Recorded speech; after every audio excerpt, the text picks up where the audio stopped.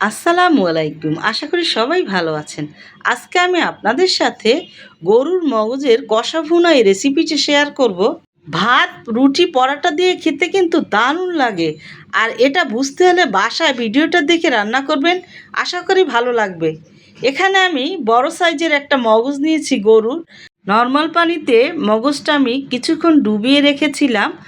আর এখন এই যে পাতলা আবরণটা মগজের উপরে থাকে সেটা এখন উঠিয়ে নিব। উঠিয়ে একটু ধুয়ে নিয়ে নর্মাল পানিতে তারপর আমি এটা যতটা সম্ভব এভাবে চাক চাক করে কেটে নিব, বড় বড় সাইজের গোটা গোটা করে। চুলার মিডিয়াম হিটে একটা কড়াই দিয়ে এখানে আমি আধা কাপ সয়াবিন তেল দিব। তেলের পরিমাণটা যেহেতু কষা ভুনা সেজন্য একটু পরিমাণে বেশি লাগবে। এখন এখানে আমি 4টা তেজপাতা এবং 4টা শুকনো মরিচ এভাবে কেটে দিয়ে এখানে আমি দারুচিনি, এলাচি এবং লবঙ্গ নিয়েছি, সেটা এখন দিয়ে দিলাম এই পরিমাণের। দিয়ে আমি একটু ভেজে নিয়ে 1 মিনিটের মতো এখানে আমি আধা বক্স কুচানো পেঁয়াজ নিয়েছি, সেখান থেকে 2টার মতো আর কি পেঁয়াজ কুচানো এখানে দিয়ে কিছুক্ষণ ভেজে নিব। আর এখানে মগজটা যে কেটে রেখেছিলাম সেখানে আমি 4 টেবিল চামচ মরিচের গুঁড়া এবং 3 টেবিল চামচ হলুদের গুঁড়া দিয়ে একটু মেখে রেখে দিয়েছি। পেস্টটা হালকা একটু গোল্ডেন হয়ে আসলে আমি বাকি সব পেস্টটা কুচানো দিয়ে দিয়েছি। আর এই পেস্টটা ভাজতে ভাজতে ওই পেস্টটা হালকা একটু বেরেস্তার মতো হবে, সে কারণে এভাবে দেওয়া। 10-12টা কাঁচামরিচ চেরা দিয়েছি, 1 টেবিল চামচ আদা পেস্ট, 1 টেবিল চামচের একটু বেশি রসুন পেস্ট দিয়ে ধনিয়ার গুঁড়া দিলাম 1 টেবিল চামচ এবং জিরার গুঁড়া দিলাম 1 টেবিল চামচ দিয়ে আমি ভালো করে একটু কষিয়ে নিব। এখন এখানে আমি মগজটা এর ভিতরে দিয়ে দিব। দিয়ে এই মগজের যে বাটিটা রাখা ছিল সেটাও একটু পানি দিয়ে ধুয়ে এটা আমি হালকাভাবে একটু নেড়ে ঢাকনাটা দিয়ে কিছুক্ষণ রেখে দিব।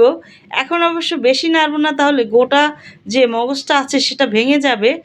এখন এভাবে ঢাকনাটা দিয়ে কিছুক্ষণ রান্না করে ঢাকনাটা কিছুক্ষণ পরে উঠিয়ে নিয়ে আমি এখানে পরিমাণ মতো লবণ দিয়ে আবারও ভালো করে একটু নেড়ে মিশিয়ে নিব। এই মগজটা এভাবে কষা ভুনা করে খেতে কিন্তু দারুণ লাগে। আর আমি এখানে গরুর মগজ নিয়েছি, আপনারা চাইলে কিন্তু এখানে ছাগলের মগজ দিয়ে এভাবে রান্না করে খেতে পারেন। আর এটা একটু সময় নিয়ে এভাবে ভালো করে কষিয়ে নিব কয়েক ধাপেই। আর এখানে এখন কিন্তু আমি পানি দিলাম না, কারণ এভাবে একটু কষিয়ে নিলে মশলার ভিতরে সেটা খেতে বেশি ভালো লাগে।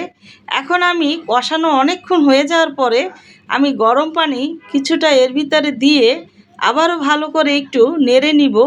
আর এই মগজটা আসলে কিছুটা হালকা একটু গলানো থাকবে মগজ, আর কিছুটা মগজ এভাবে গোটা গোটা থাকবে আর কি, তেমনটা রেখেই কিন্তু রান্না করে নিতে হবে।